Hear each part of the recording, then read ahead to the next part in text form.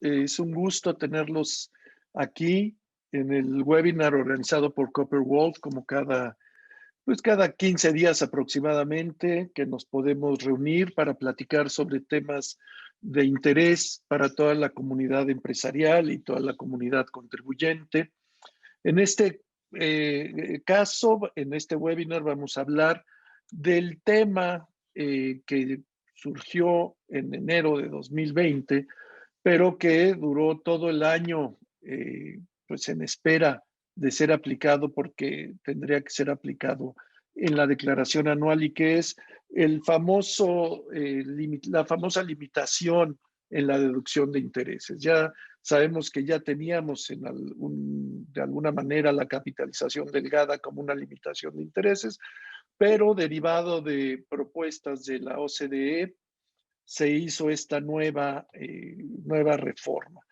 De esta manera vamos a platicar con ustedes sobre las consideraciones contables y de aplicación de la reforma, y al final vamos a platicar un poco sobre la posible impugnación y sobre las consideraciones que ha dado el Poder Judicial sobre este tema. Para ello, contamos para efectos de hablar sobre la parte técnica y de antecedentes sobre esta disposición, contamos con el contador Mario Castillo, socio de la firma en Monterrey, y que irá junto con su servidor Eduardo Ramírez, iremos platicando, él llevando el tema fundamentalmente en la parte contable y fiscal, y yo haciendo algunos comentarios al margen. Y al final yo hablaré exclusivamente sobre el tema de la impugnación o de la posible impugnación y las posibles violaciones en materia constitucional que esta disposición tiene. Pues sin más, le cedo la palabra a Mario Castillo, y nuevamente mil gracias por estar con nosotros, y esperemos que sea de mucha utilidad este webinar para todos ustedes. Gracias. Muchas gracias, Eduardo. Buenas tardes a todos. Es un gusto que nos acompañen el día de hoy. Como comentaba Eduardo, vamos a platicar sobre las consideraciones fiscales en este inicio del webinar, de la regla de limitación de deducción de intereses, un poco desde algunos ejemplos en la determinación de los conceptos que la integran, así como algunas cuestiones que pues hemos identificado han generado alguna controversia o alguna diferencia de criterio en la aplicación de las mismas. Creemos que siguen algunos temas ahí por resolver, los vamos a tratar de comentar y bueno, y discutirlos con ustedes para que lleguemos a posibles conclusiones, o al menos tener en cuenta que siguen existiendo algunas deficiencias en algunos sistemas de redacción, ¿no? Antecedentes, si vamos a la siguiente lámina. Hay que recordar que como parte de las acciones que se fueron implementando a través del proyecto BEPS, como lo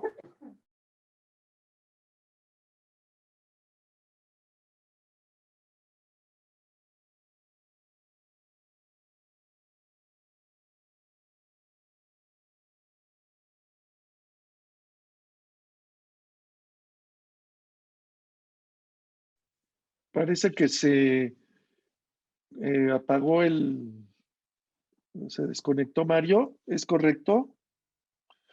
Bueno, si gustan podemos empezar platicando en lo que Mario logra reconectarse. disculpen. No sé si ya, perdón, pero no sé por qué se desconectó aquí. Problemas técnicos que ahora tenemos con esta nueva normalidad, ¿no? Les comentaba que, bueno, en principal y un poco de antecedentes, recordemos en 2013 se inicia todo este proyecto de BEPS, de los cuales se trabajaron en 15 acciones. Dentro de las 15 existe una acción, la acción 4 del proyecto, que dentro del reporte final emitido por la OCDE establece una serie de recomendaciones en materia de deducción de intereses a los distintos fiscos locales, para que existiera una mejor coordinación y tratara de evitar que las grandes empresas, los grupos multinacionales que tienen esa capacidad para poder pues hacer una planeación un poco más global, tienen esa posibilidad a través de distintas empresas o subsidiarias en países donde la imposición fiscal puede ser mayor o menor dependiendo del ingreso o la deducción que se pueda tener.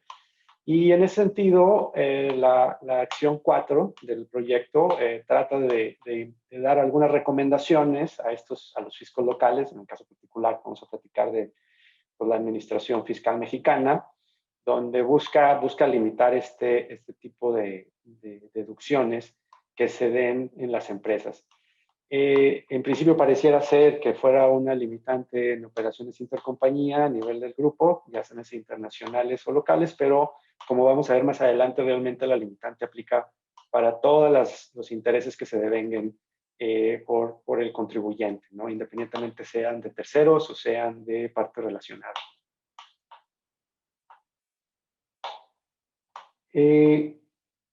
Dentro de las recomendaciones, digamos, se establecen unas directrices donde se dan ciertos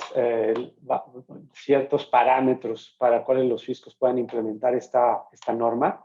En principio, se sugiere poner una barrera de mínimos basadas en el valor monetario mínimo del interés que pudiera ser exento de esta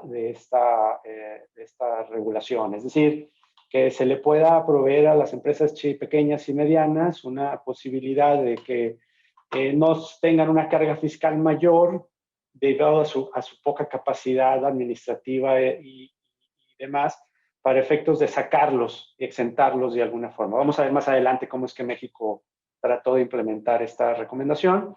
También dan la recomendación sobre la regla de aplicar una razón fija, que básicamente es determinar un umbral mínimo de deducción y sobre el cual el excedente puede ser el que va a estar sujeto a la no deducibilidad, ¿no? Y establecen un rango de recomendación entre un 10 a un 30% sobre el EBITDA, que pues básicamente es la utilidad antes de impuestos, depreciaciones y amortizaciones e intereses, y sobre el cual se puede dar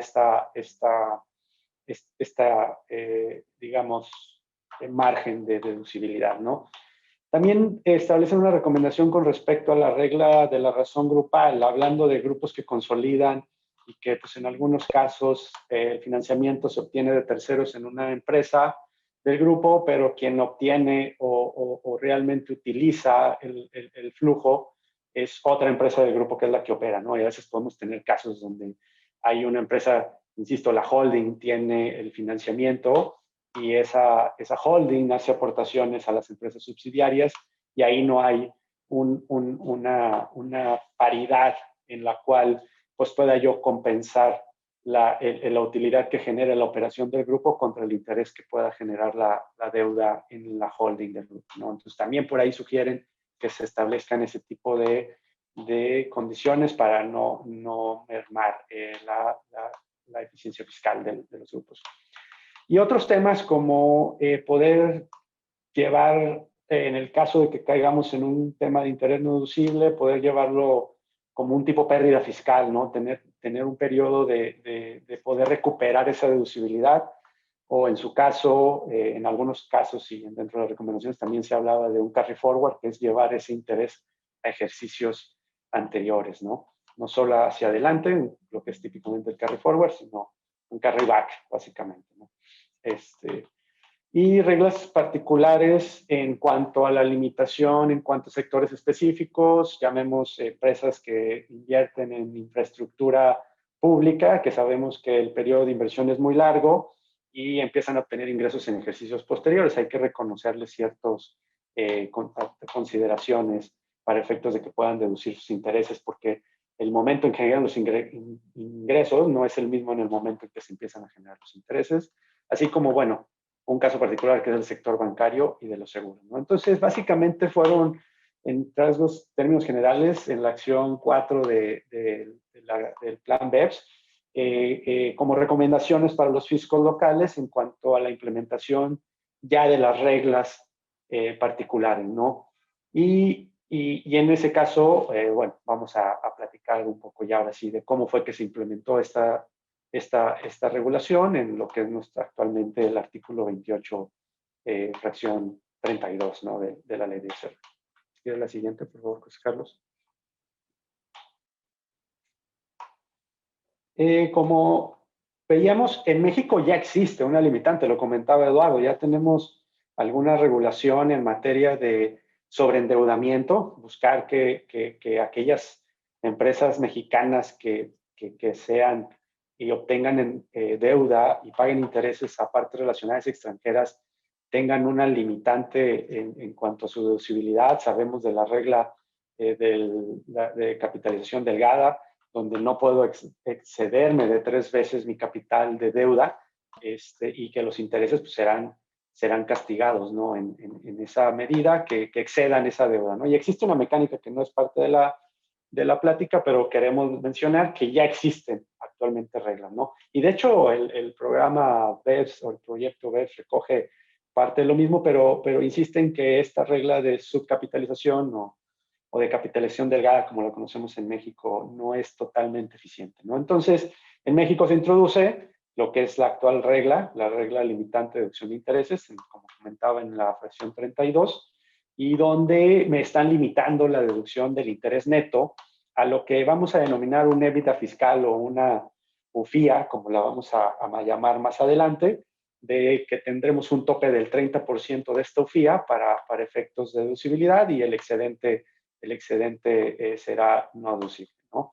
Y con el mínimo deducible, como comentaba, que México introdujo, de 20 millones de pesos, ¿no? Vamos platicando más adelante, ahora sí, cómo es que calcularemos este interés en dado que sea no deducible o que estemos dentro de los márgenes de deducibilidad. Yo solo como comentario, a las dudas que vayan teniendo las pueden ir compartiendo en el chat.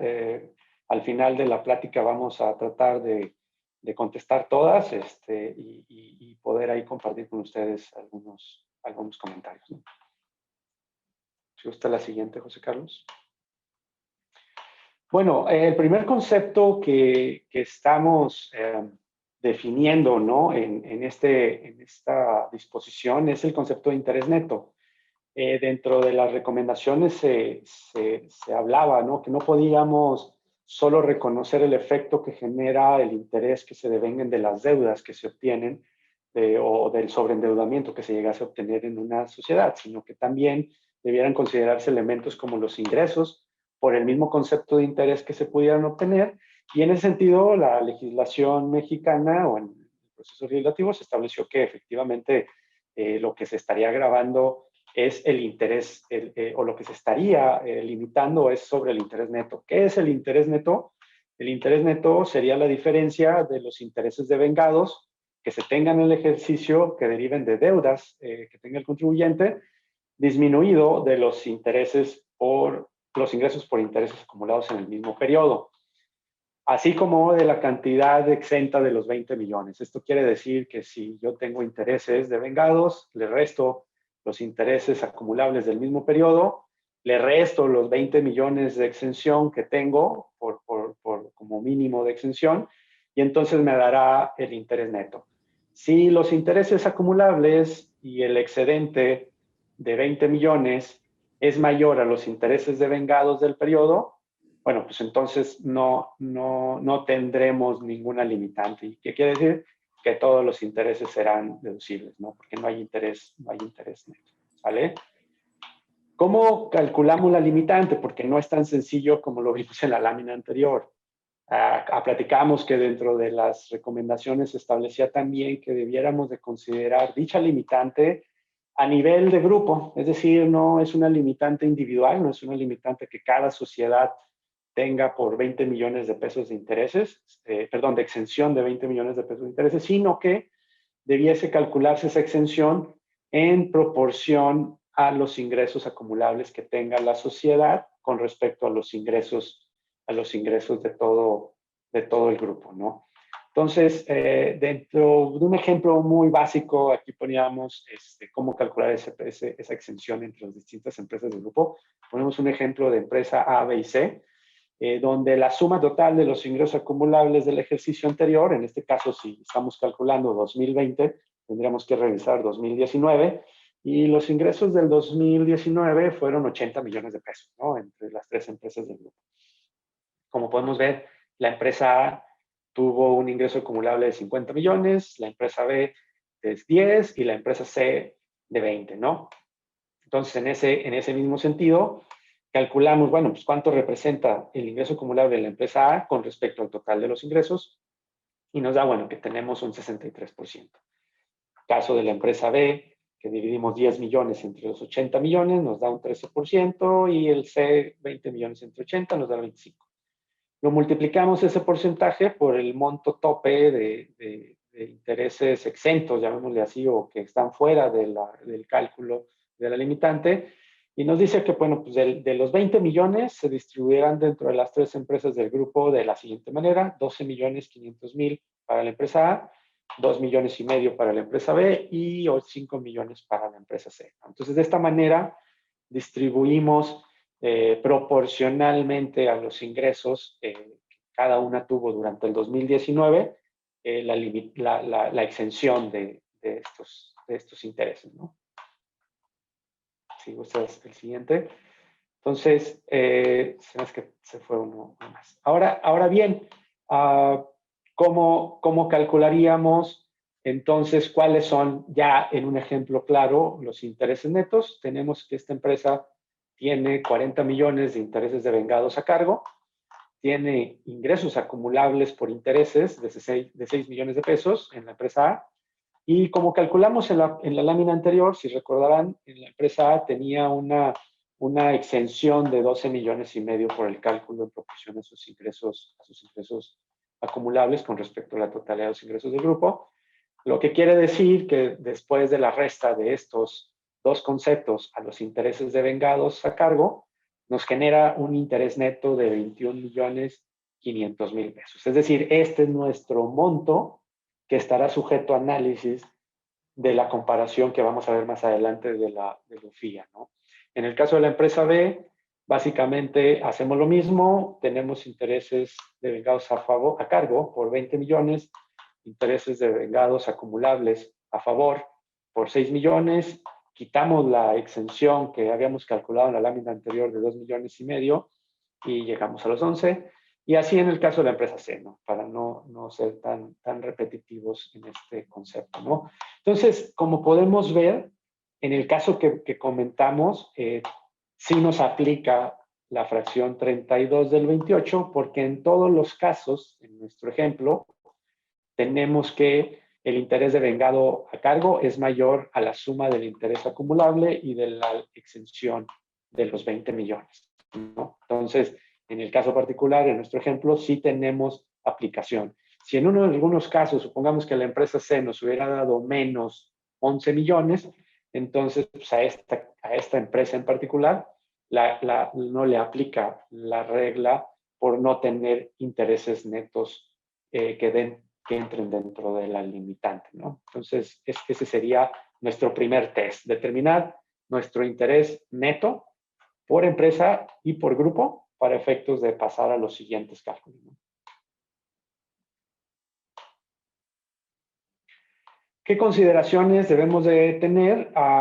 Existe la limitante, o más bien la consideración de que se refiere que para efectos de esta fracción del 32, la fracción 32 del 28, las ganancias o las pérdidas cambiarias por fluctuación de moneda extranjera no tendrá el tratamiento de interés. Entonces, no debiéramos considerar las fluctuaciones cambiarias que se generen por la moneda extranjera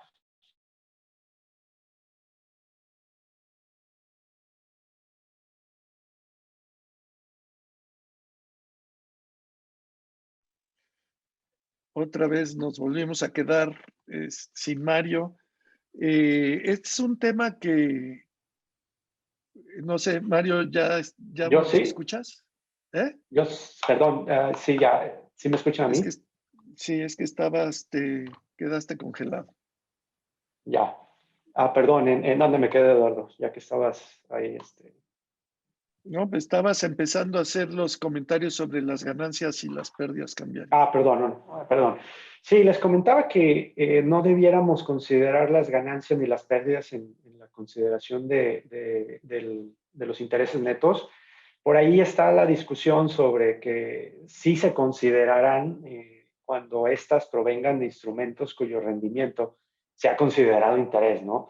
Entonces, sabemos que la ley del impuesto de la renta ni en alguna ley regulatoria ya supletoria como el Código Fiscal y a la fecha no se han expedido reglas misceláneas, eh, el concepto como tal de instrumento no se encuentra definido. Hemos tratado ahí de revisar algunas normas generales, normas de información financiera, algunas leyes particulares como la ley de mercado de valores, la ley de deuda pública, donde sí refieren a ciertos instrumentos de deuda, ¿no? Y normalmente se refieren como instrumentos de deuda a aquellos instrumentos como son los bonos, como son los CETES, como son algunas obligaciones emitidas, deuda bancaria, papel bancario, etc., ¿no? Que se refiere como instrumentos financieros de deuda. Sin embargo, no existe una definición específica del concepto de instrumento, ¿no?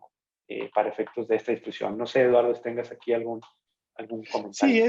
este va a ser uno de los temas que nos va a llevar a muchas discusiones con el SAT, porque es un tema de interpretación jurídica, ¿no? Es un tema de legalidad, es decir, cómo podemos determinar cuándo es un instrumento, cuándo no.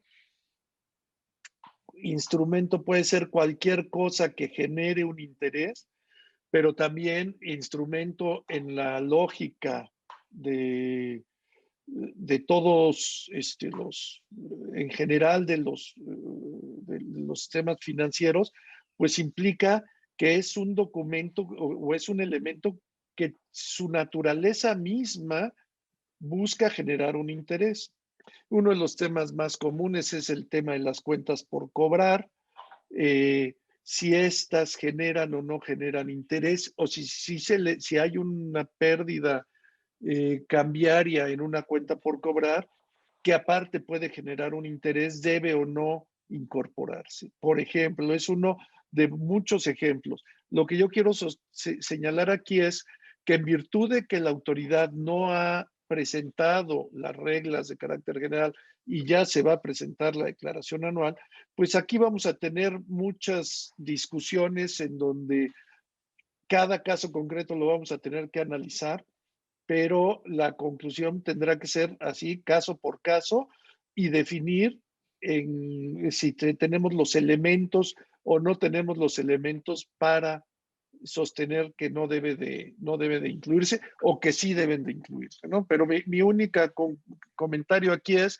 no es algo que está en blanco y negro, es algo que vamos todos los fiscalistas a tener que estar analizando y allegándonos de información financiera y allegándonos del concepto que en un contexto sea el más sólido para poder definir cuándo entra una ganancia o una pérdida cambiaria para la definición de estos intereses.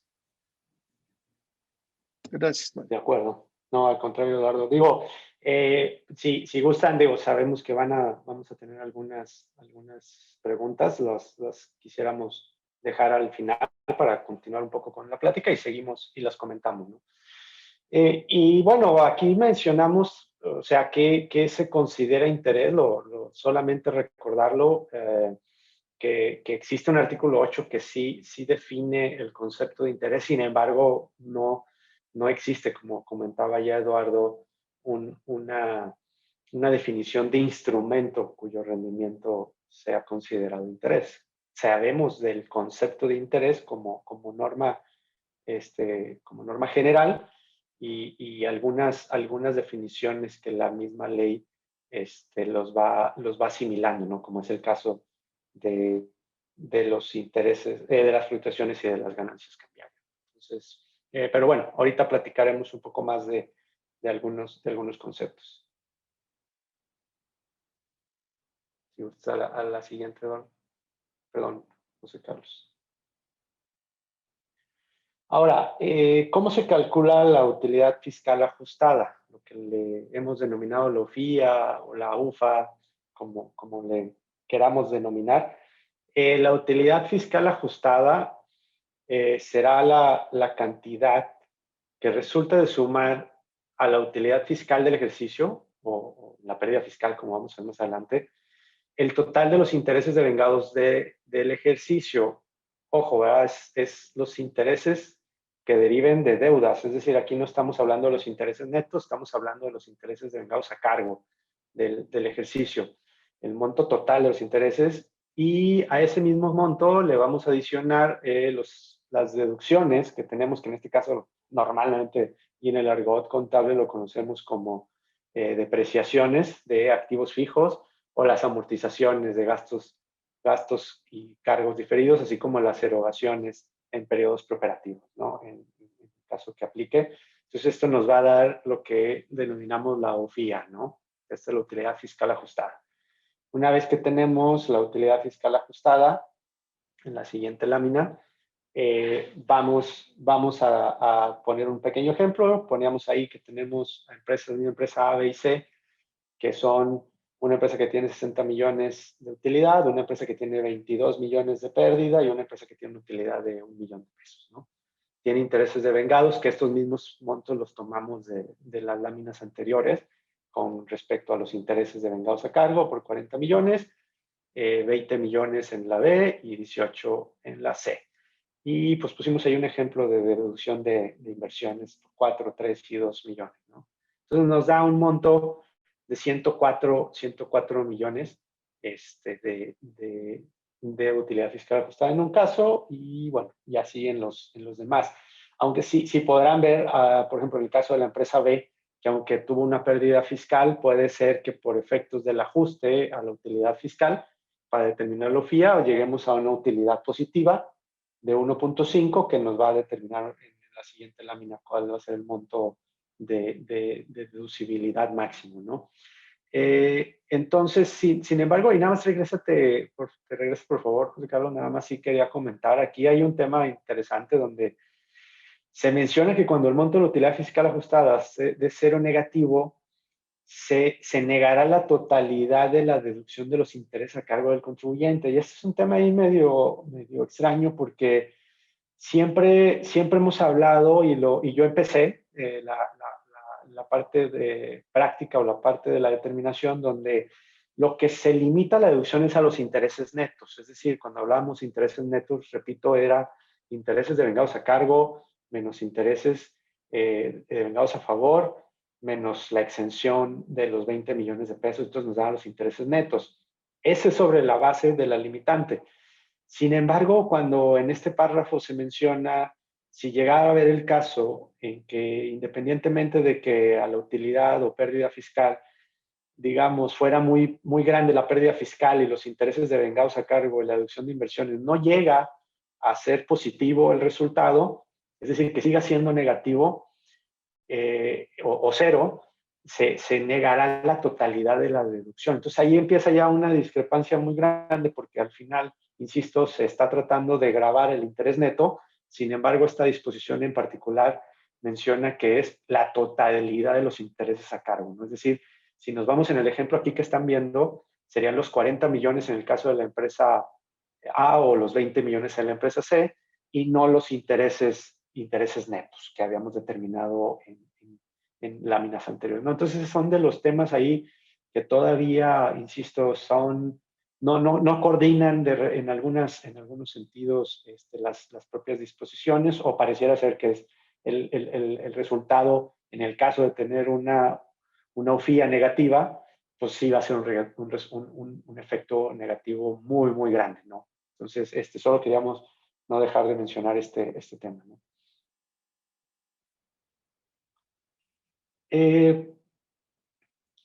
Ahora sí, como ya habíamos determinado los intereses netos, comentábamos, si se fijan aquí, la diferencia muy grande entre los 21 millones y los 40 millones que habíamos determinado de intereses derivados a cargo, pues sí es un monto diferente. Entonces, en el caso particular de la empresa A, determinamos intereses netos por 21 millones 500, y el resultado del 30% de la UFIA, como lo habíamos determinado en la lámina anterior, nos da 31 millones 650. Entonces, ¿qué quiere decir? Que de los 21 millones de intereses netos que tiene la empresa A, hay un monto cero de intereses no deducibles. ¿Por qué? Porque mi umbral de deducción es mucho mayor al monto de mis intereses netos, ¿no? O sea, tengo 31 millones de umbral y tengo intereses netos por 21 millones. Entonces, la totalidad de los intereses son deducibles. En el caso de la empresa B, no es el mismo caso, tiene intereses netos por 11 millones 500 mil, pero tiene un 30% de LOFIA por 450 mil pesos, lo cual tendríamos un monto de interés no deducible en el ejercicio de 11 millones 50 mil. Y bueno, el mismo caso en la empresa, en el ejemplo de la empresa C, ¿no? Entonces, ese es un ejemplo muy claro de cómo debiéramos estar determinando el efecto de manera en grupo o de manera individual, si lo viéramos de manera individual, de la no deducibilidad de los intereses, ¿no? ¿Qué consideraciones adicionales debemos de tener en el cálculo de los mismos?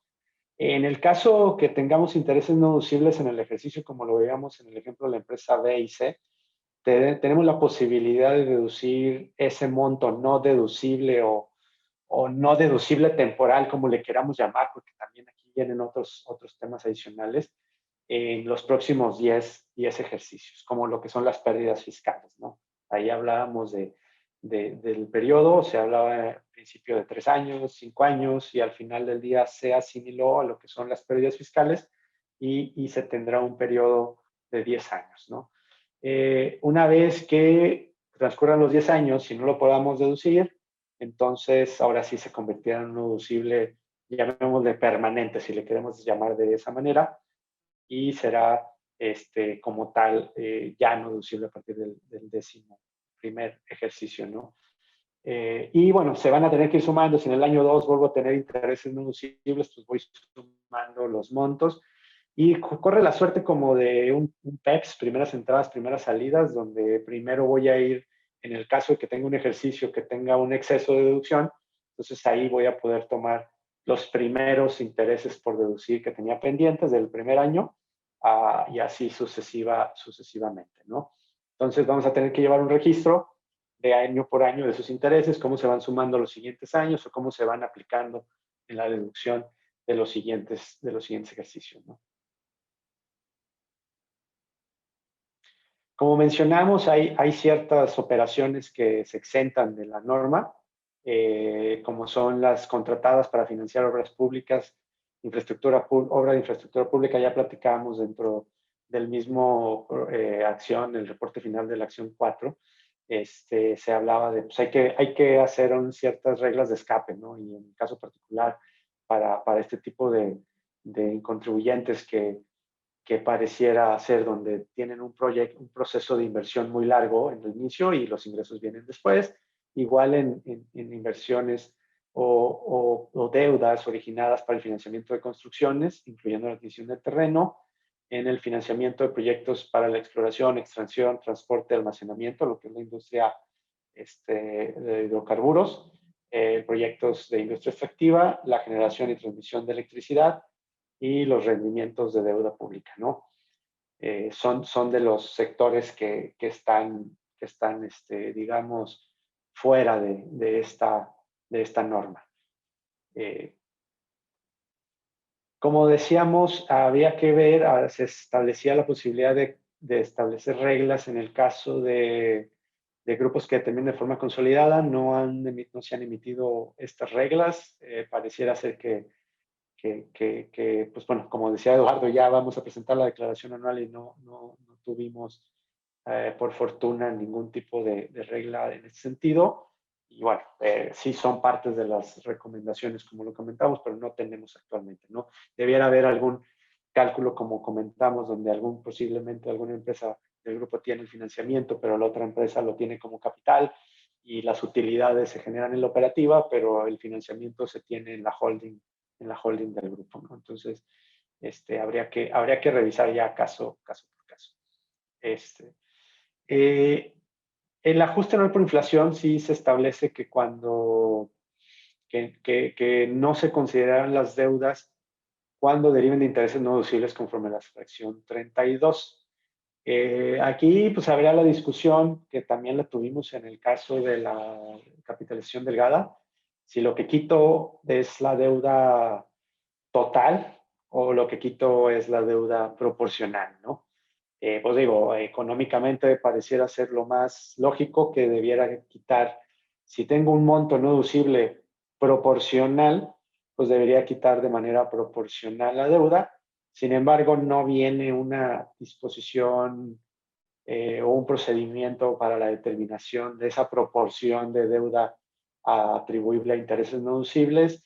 Y bueno, pues tendríamos que evaluar si tendríamos que quitar la totalidad o tendríamos que, insisto, hacer un cálculo de promedio de deudas no deducibles y sí deducibles para efectos de quitarlas dentro de la cuestión por inflación.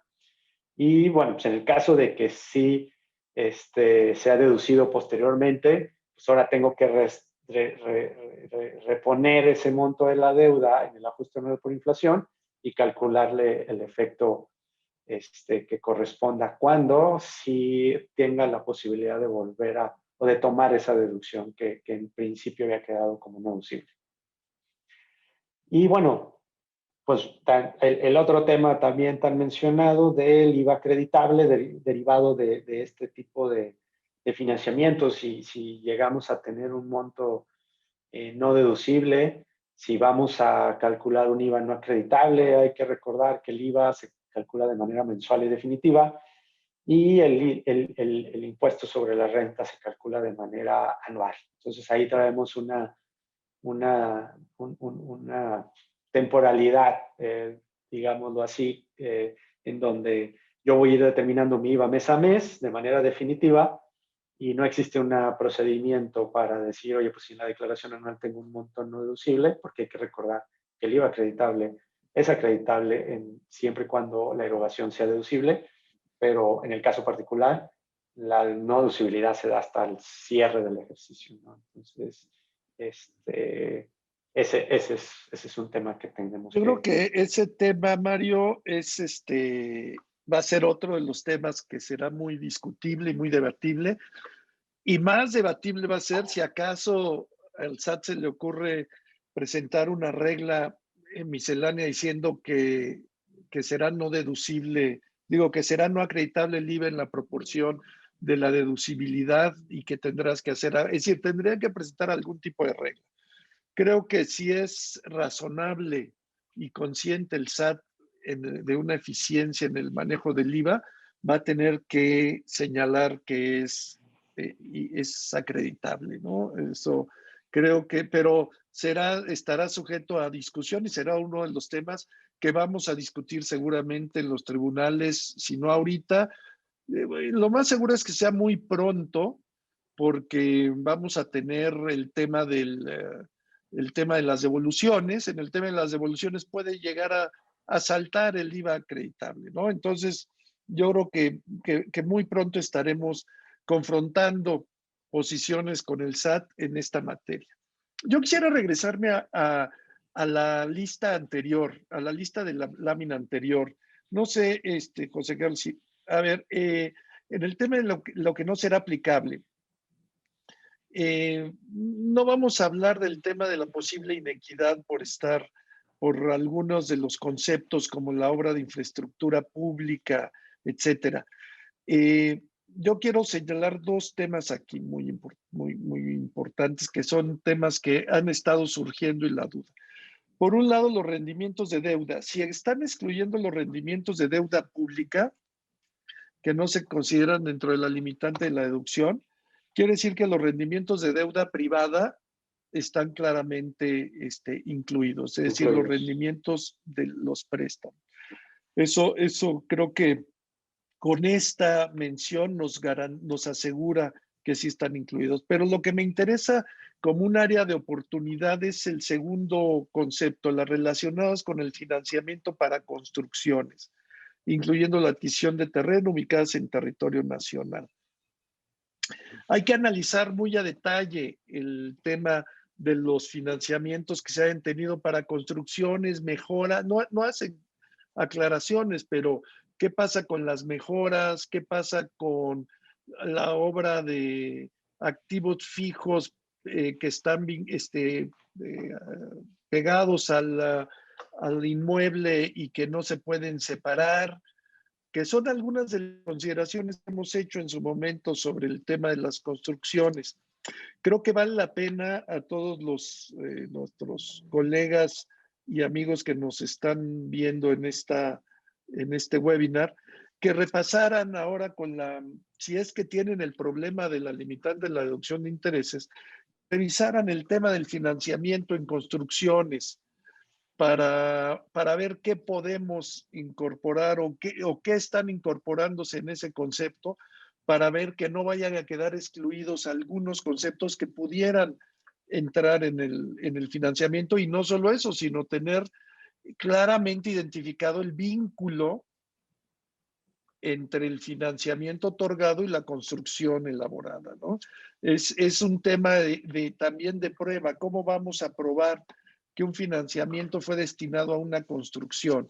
Y obviamente es muy sencillo si es un financiamiento para una casa y te lo prestan para mejoras de la casa o para mejoras y está vinculado.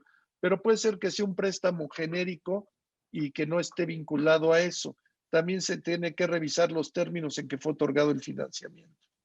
Eran los dos comentarios que quería hacer sobre este tema. Yes. Pues bueno, te dejo la palabra, Eduardo.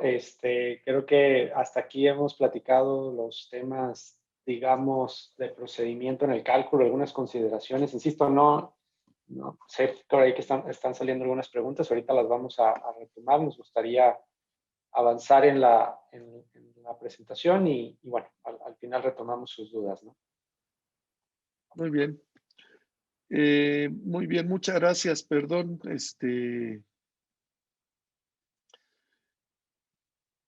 ya estaba empezando a ver las preguntas por curioso. En enero del 2020 interpusimos diversos amparos en contra de la entrada en vigor de la ley, argumentando que éramos contribuyentes del impuesto sobre la renta. Todavía no vamos a esta página. Nos regresamos, José Carlos. Y por tener también deudas que superaban los 20 millones.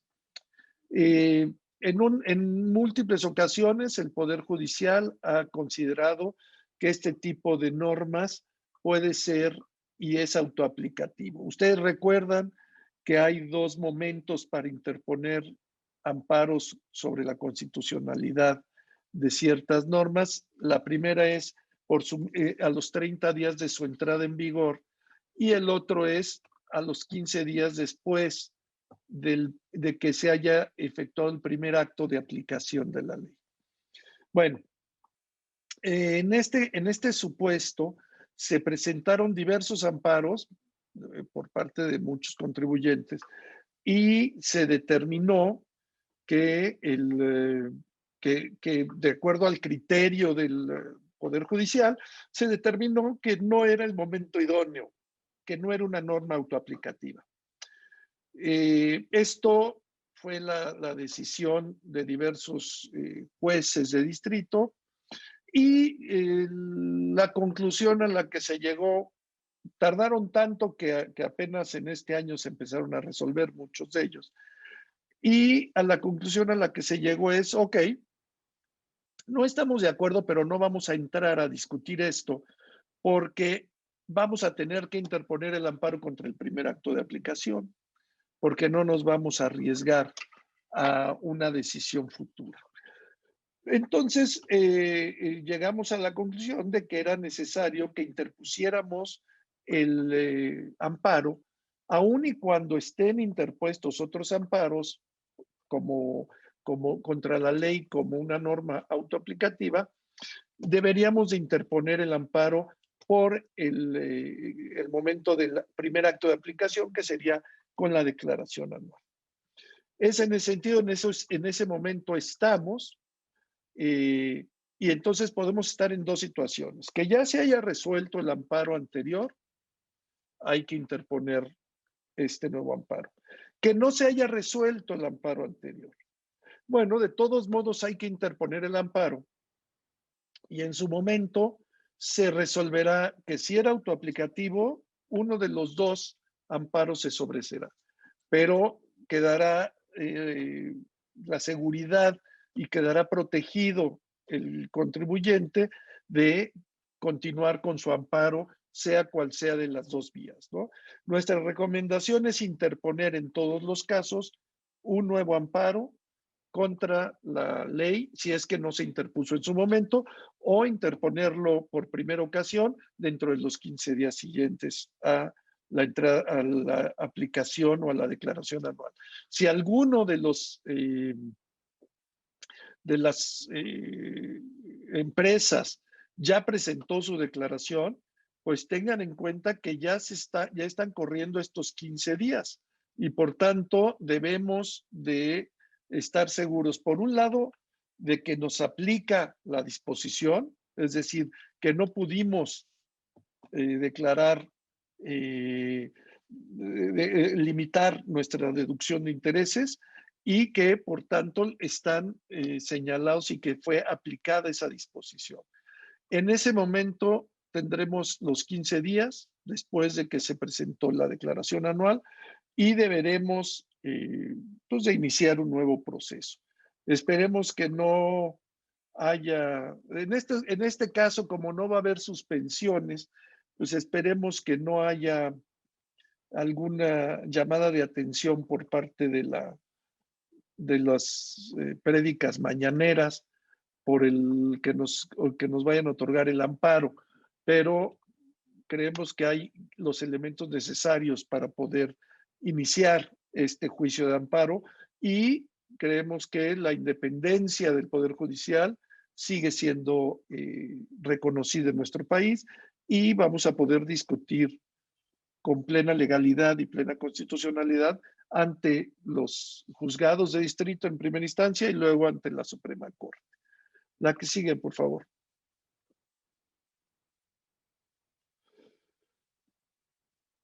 ¿Cómo tenemos que demostrar el interés jurídico? Primero que nada, obviamente, que sea una persona moral o que pertenezca a un mismo grupo, que cuente con intereses devengados que excedan 20 millones de pesos, que es la limitante que ya comentó Mario, es decir, es el umbral sobre el cual no aplica la deducción. Pero aquí es muy importante que tomemos en cuenta que el análisis del grupo. No vaya a ser que por hacer el análisis solo individual y no ver al grupo, quizá a nivel individual sí nos afecta y sí tenemos interés jurídico al momento de que veamos todos los intereses de todo el grupo. Si lo analizamos solo como empresa única, a lo mejor pudiéramos llegar a no tener intereses, porque los 20 millones no los llegaríamos, pero si realmente a nosotros nos aplica muy poquito de esta limitante, a lo mejor sí caemos en ese puesto y por tanto debemos de cuidar mucho, revisar la película completa de todo el grupo, no nada más el efecto que se da en nuestra empresa. Es decir, para iniciar el análisis tenemos que ver el panorama de todo el grupo. Tenemos que realizar el cálculo que ya comentó Mario, el cálculo previsto en la fracción 32 del 28, y tiene que reflejarse la limitante de la deducción en la declaración anual, ¿no? Para que sea claramente que no la vamos a poder deducir. Digamos, no es que se presente ahí, sino que vamos a tener que presentar en su momento dependiendo de la estructura de la declaración, pero si no, presentaríamos un dictamen en donde se demuestre que que estamos limitados, que el interés que tenemos a cargo no se está deduciendo en su totalidad en la declaración anual del 2020. Y por último, demostrar que el monto de los intereses no deducibles, determinado conforme a lo señalado en la fracción 32, sea superior al determinado de conformidad con la fracción 27, ya que si no, no podríamos, nuevamente, no nos aplica esa fracción, sino que nos tendríamos que ir a la capitalización del GAD. La que sigue, por favor. ¿Cuáles son los principales argumentos de inconstitucionalidad?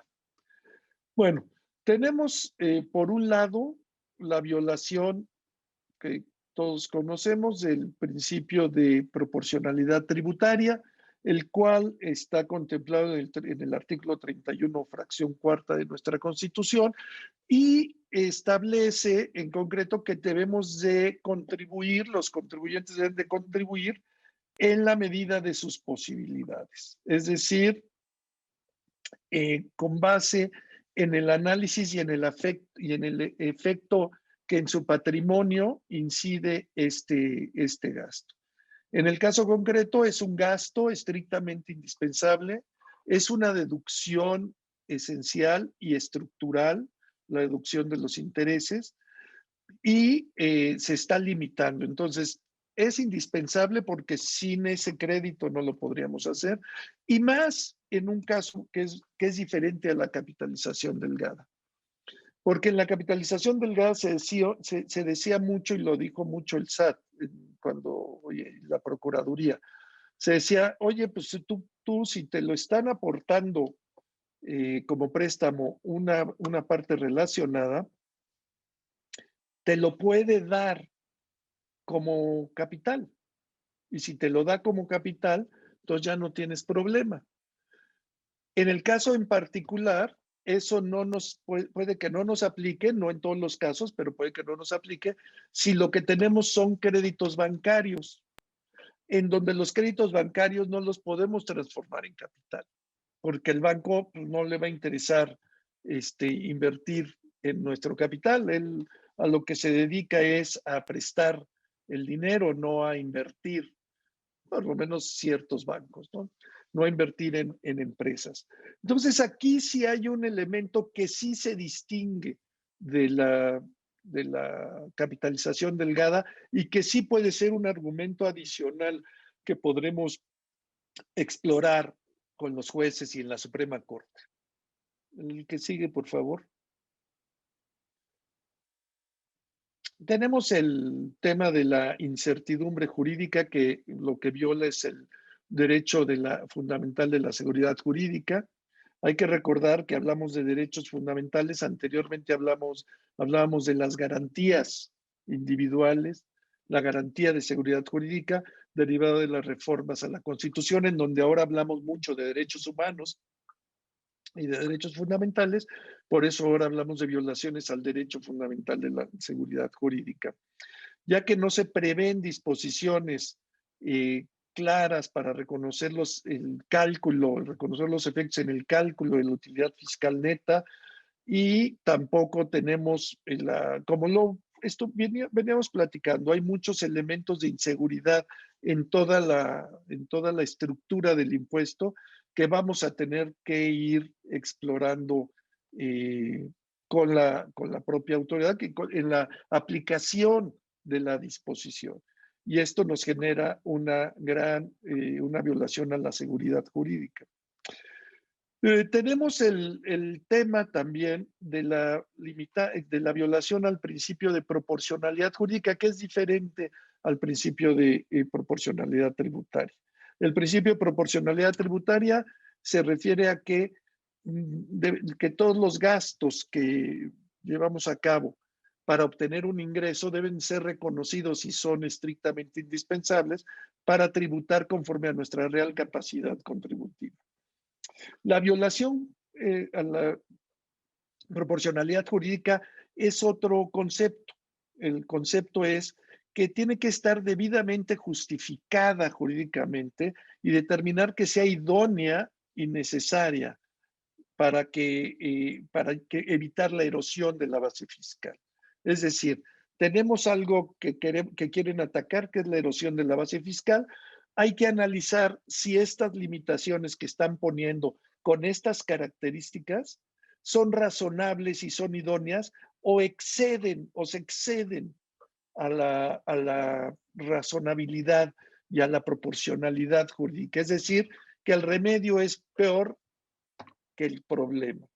Entonces, aquí, de alguna manera, ya teníamos, para efectos de evitar la erosión de la base fiscal, ya se tenía las reglas de precios de transferencia, la capitalización delgada, la recaracterización de intereses como dividendos, que eran los back-to-backs.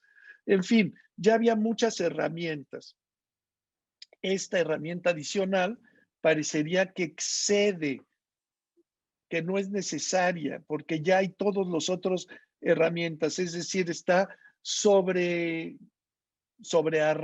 la autoridad para poder atacar un elemento de erosión de la base fiscal que quizás está extralimitando y quizá estamos ante una situación de falta de proporcionalidad, es decir, es desproporcionada la disposición para lo que está buscando. La que sigue, por favor. Como bien también les comenté, el principio del derecho fundamental de equidad tributaria, ya vimos que hay algunos intereses que se excluyen o algunas actividades que se excluyen para efectos de la limitante de intereses y tendremos que discutir en los tribunales si es justificado esta limitación que nos están haciendo, es decir, una empresa que se dedique a la producción de ciertos bienes, ¿por qué tendría que ser diferentemente tratada que una empresa que se dedique a la transmisión de electricidad o a la infraestructura? Son temas que han sido ya explorados, que fundamentalmente la Suprema Corte ha sostenido que cuando haya cuando haya fines extrafiscales, es decir, que no son propiamente tributarios, sino que hay otra finalidad más amplia, que es posible hacer esta limitación y no habrá inequidad en el tratamiento. Vamos a tratar de discutirlo esto para ver si los fines extrafiscales que están referidos en estas excepciones son justificados realmente como un fin extrafiscal o simplemente no tienen razón de ser y puede haber una violación a la equidad tributaria. Otro de los elementos que a mí me parece muy interesante tiene que ver con la retroactividad. Y la retroactividad tiene que ver, es muy sencillo. Yo obtuve un crédito en 2019 a 10 años para desarrollar mi industria. A los 2 años, y era deducible el 100%, en la medida en que cumpliera yo con las reglas de capitalización delgada. Era deducible al 100%. Viene con ciertos requisitos, insisto, que se invirtieran en los fines del negocio, en fin, todo lo que ya sabemos. Viene una reforma en 2020 y me dice, pues a partir de 2020, todos los intereses que generes ya no tendrán su limitación, pueden no ser deducibles hasta en un porcentaje. Aquí la discusión es, ¿hay retroactividad o no hay retroactividad? Sostiene la Cámara, el Poder Legislativo y el SAT también, sostienen que no hay irretroactividad, porque lo que teníamos en los años subsecuentes a que nos fue otorgado el crédito era una expectativa de derecho. Es decir, no era ya un derecho adquirido, la retroactividad implica un derecho adquirido, pero en el caso de nosotros no había un derecho adquirido porque lo único que teníamos fue un préstamo que iba a generar intereses y que yo tenía la expectativa de derecho de poderlos deducir en cada año. Está sujeto a discusión ese principio. Nosotros creemos que sí hay retroactividad porque si está contemplado que va a haber intereses en 2019 desde ese año, ya me están aplicando una disposición hacia el pasado.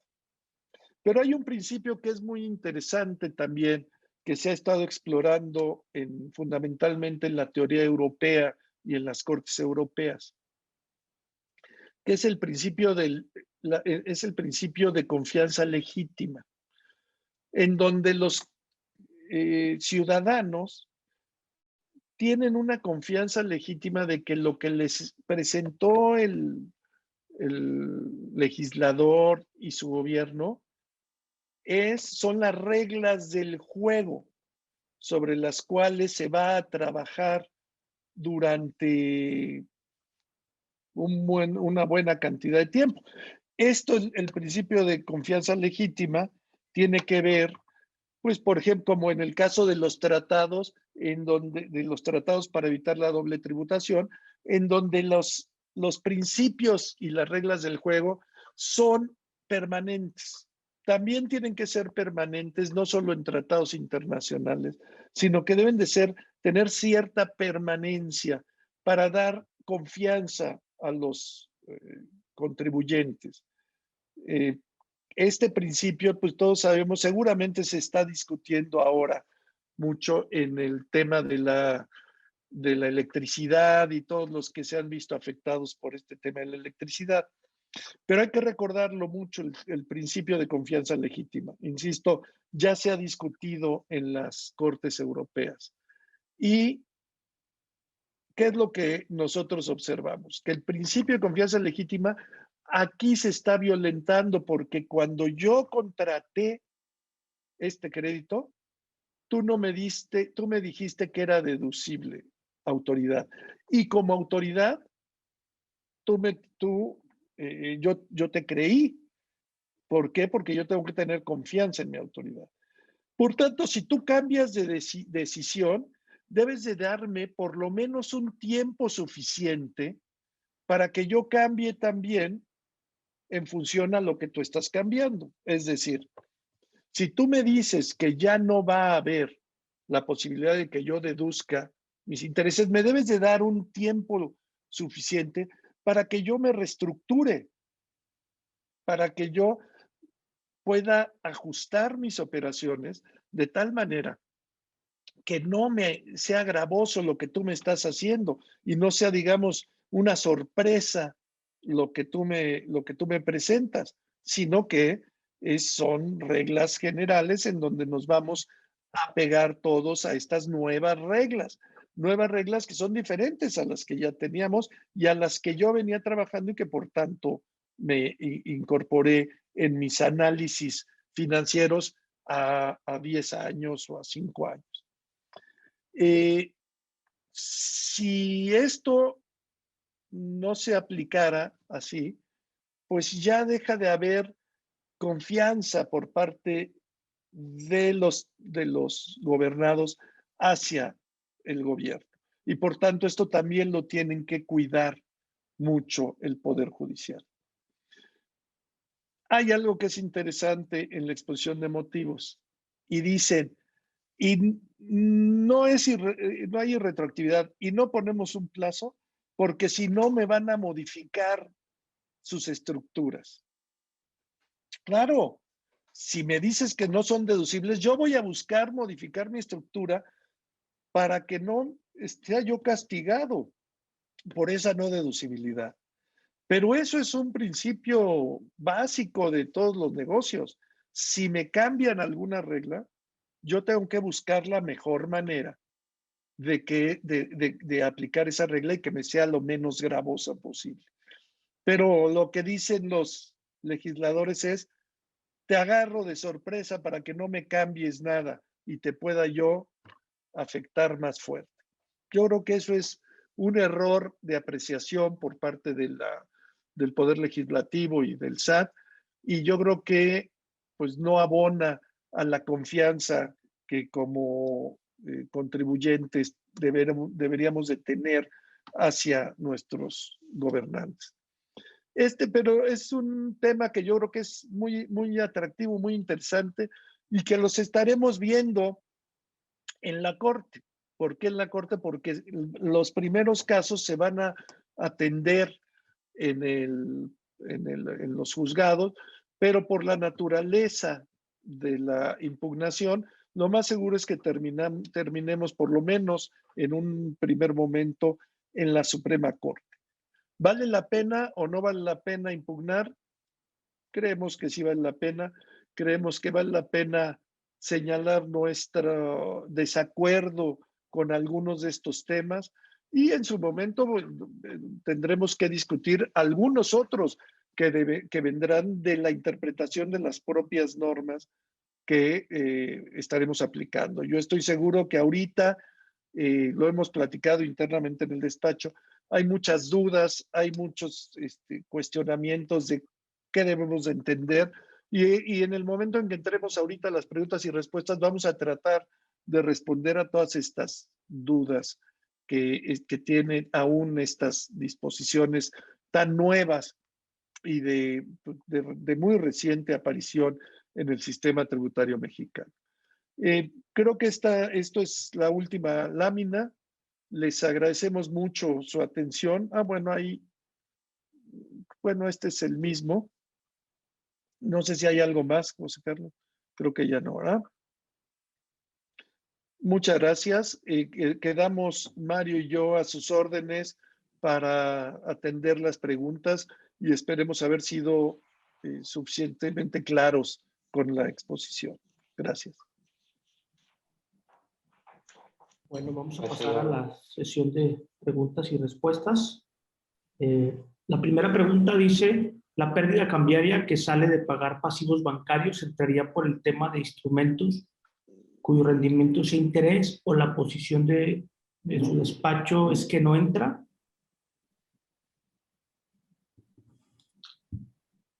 No sé, ahí, Mario. Sí. ¿Quién quiere contestarlo? Sí, mira, pues bueno, son de los temas que realmente creemos que hay muchas formas de leerlo. Definitivamente, una posición que creo que debiese ser la posición conservadora es que todas las fluctuaciones cambiarias que deriven de pasivos que generan intereses, es decir, un pasivo bancario es un pasivo que genera un interés, debiese ser considerada como tal, ¿no?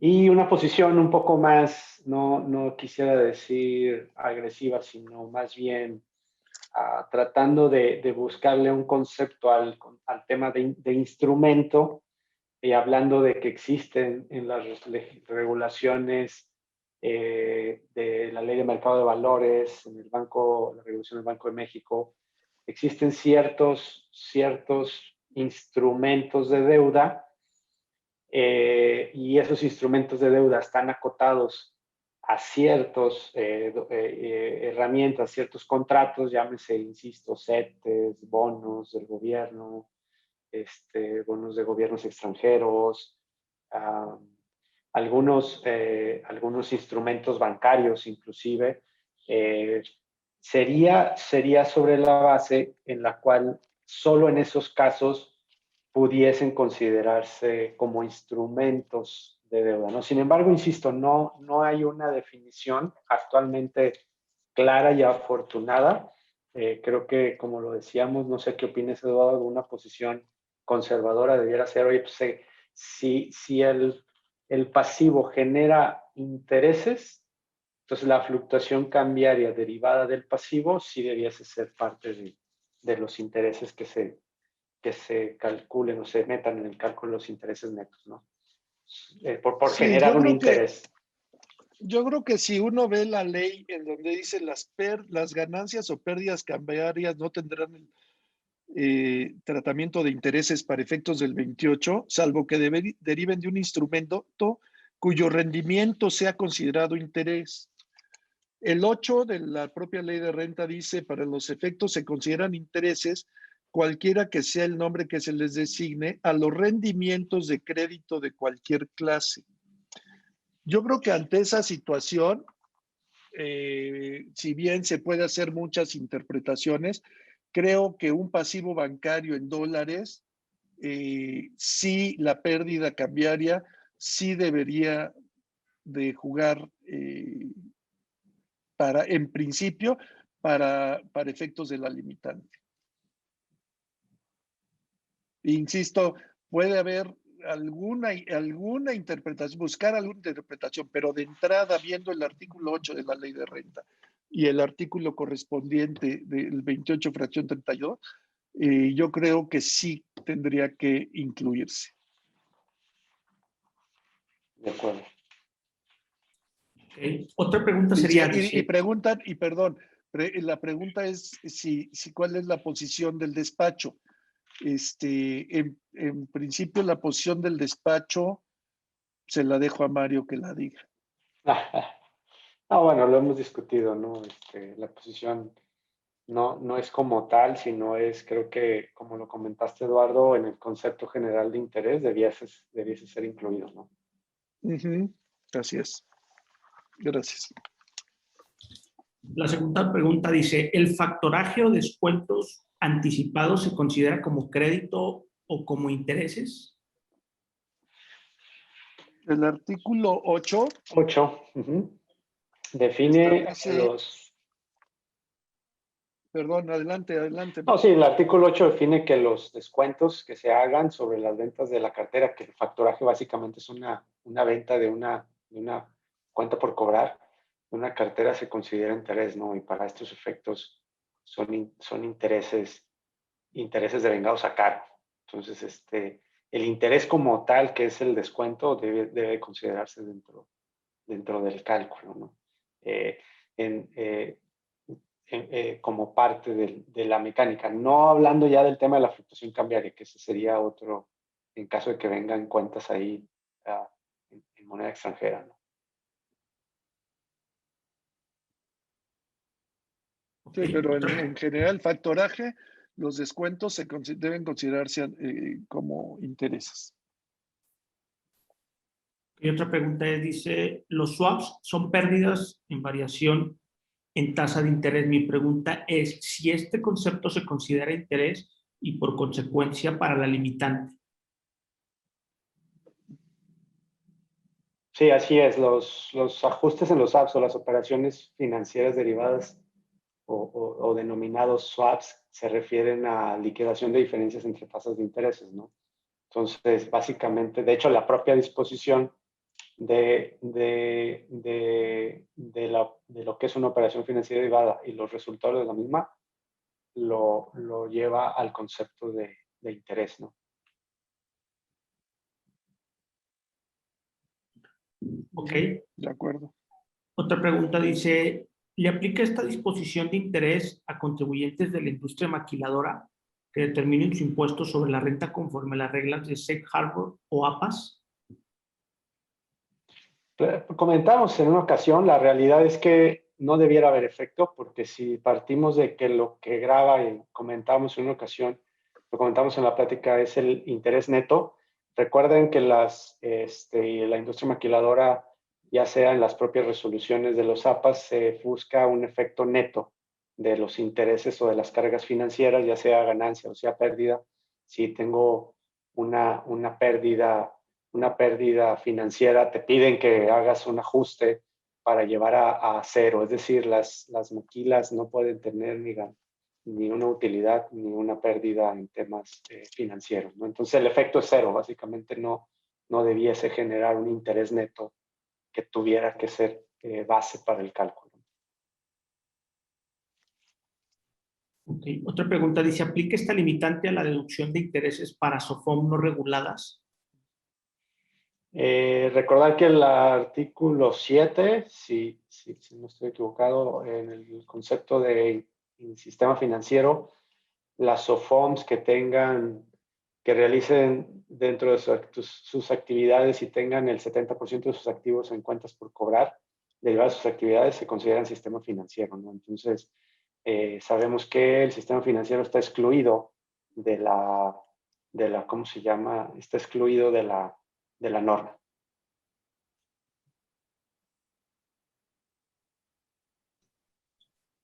Otra pregunta dice, el artículo 28 menciona empresas del grupo, pero si no tengo tenedora y solo son partes relacionadas, ¿se tendría que considerar los 20 millones por cada empresa o también se tendría que distribuir esos 20 millones entre todas las partes relacionadas? Sí, lo que pasa es que puede ser que o sea una serie de subsidiarias cuya holding está en el extranjero y digamos, solo existan, digamos, partes relacionadas en México, o sean todas propietarias de un común, una persona física, por ejemplo, que tenga más del 51% del control. Entonces, al final se considera grupo por el concepto del 24, o si no fuera el 24, el mismo artículo, la fracción 32, o sea, la misma fracción de la limitante establece que si sean personas miembros del grupo o partes relacionadas, es decir, que sean partes relacionadas entre sí.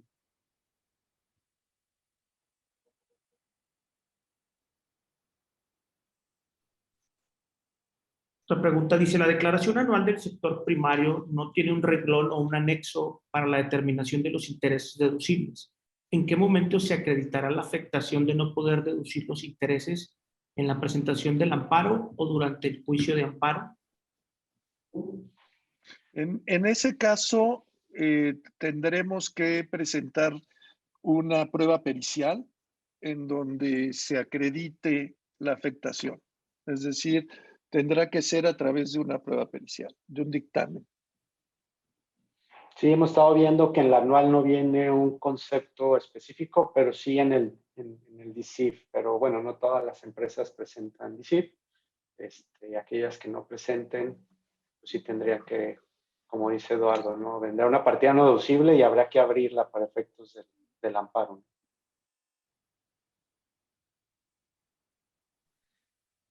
La última pregunta dice, ¿estas reglas no aplican para empresas con actividad de la construcción? Básicamente lo que hemos visto es a los intereses derivados del financiamiento para la adquisición de terrenos o para la construcción. O sea, el interés per se, no el contribuyente, ¿no?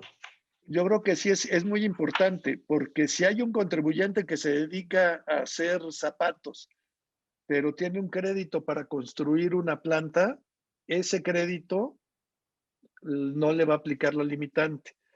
Si una empresa que se dedica a la construcción pide un crédito para comprar para capital de trabajo, habría que revisarlo. No es tan transparente así. Por eso tenemos que revisar perfectamente el contrato de crédito y cómo está documentado. O sea, no es de, obviamente, por la pregunta de que la actividad de la construcción no está por el sujeto, no está por el sujeto como empresa con actividad en la construcción, sino está en el gasto. Tenemos que acreditar el gasto, sin importar la actividad del sujeto.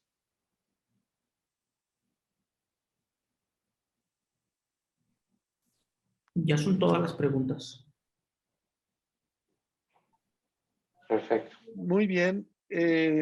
Pues les agradecemos mucho a todos. Creo que este tema irá dando para mucho conforme avancemos en su aplicación. Ya cuando se tenga que presentar la declaración anual, yo les recomendaría que hiciéramos bastante análisis de cada una de estas cosas. Creo que todas las preguntas que se hicieron aquí son muy interesantes porque demuestran, por un lado, el estudio y el conocimiento que tienen todos nuestros colegas que están en la llamada, pero también demuestra que hay cosas, puntos oscuros que hay que ir depurando y que estamos para servirles para lo que requieran de nosotros para ayudarlos a dilucidar la mejor manera de aplicar esta disposición.